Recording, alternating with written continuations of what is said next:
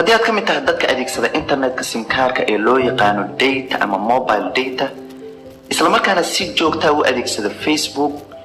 waxaan kugula talin lahaa inaad adeegsato farsamooyinkan si uusan Facebook kaaga dhamayn internetka simkaarkaaga waase kaliya haddii aad danaynayso farsamooyinkan waxa ay ka xirayaan waxyaabaha ka dhamayn lahaa lacagtaada internetka adigoo aan waxba ka bedelin hab adeegsigaaga Facebooka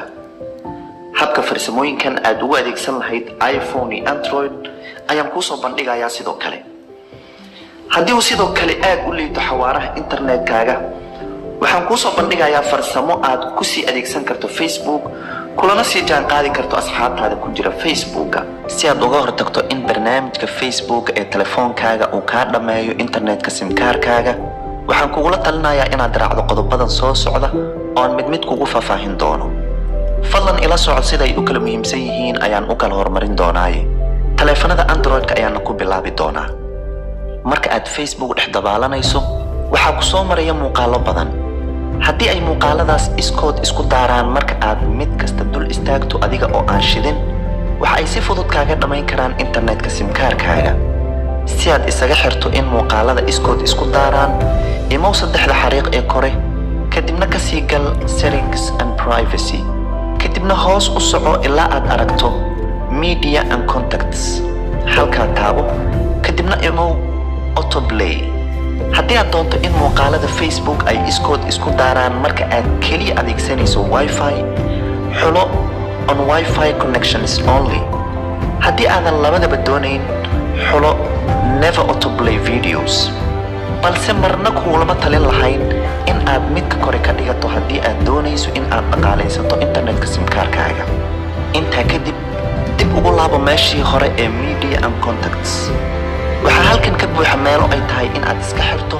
si aad internetka simkaarkaaga u badbaadsato wax badan midka ugu koreeya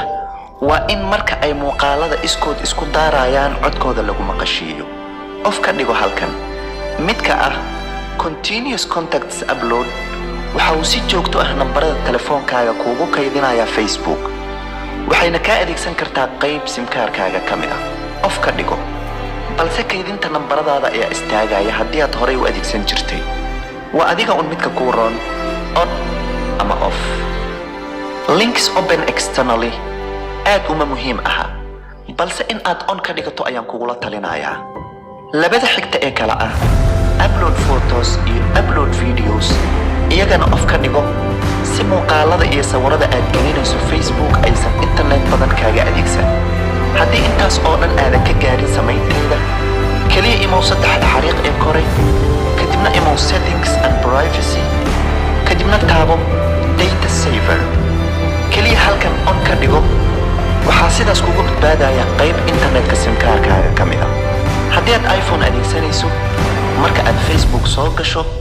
saddexda xariiq ee hoose taabo xulo settings and privacy kadibna settings haddeer hoos u soco oo taabo videos and photos saddexdan meelba of ka wada dhigo autoplayna ka xulo on Wi-Fi connections only ama never kaliya kan kore xulan kadibna dib u laabo oo meesha ah upload contacts of ka dhigo haddii aad doonayso in intaa ka badan aad badbaadsato internetka simkaarkaaga ha adeegsan barnaamijka Facebooka kaliya imo meesha aad website-yada ka gasho sida Chrome kadibna gal mbasic.facebook.com sidaana ku adeegso Facebook xitaa haddii internetkaaga uu yahay mid aad daciif u ah adigoo sidaana ku badbaadsan kara qayb weyn oo internetka simkaarkaaga kamid ah balse ogow xoogaa uu ka foolxun yahay Facebook iyo caadiga ahaa maadaama waxyaabo badan la cadaadinayo kuna sida daawashadaada muuqaalkan waan filayaa in maanta kadib uusan Facebook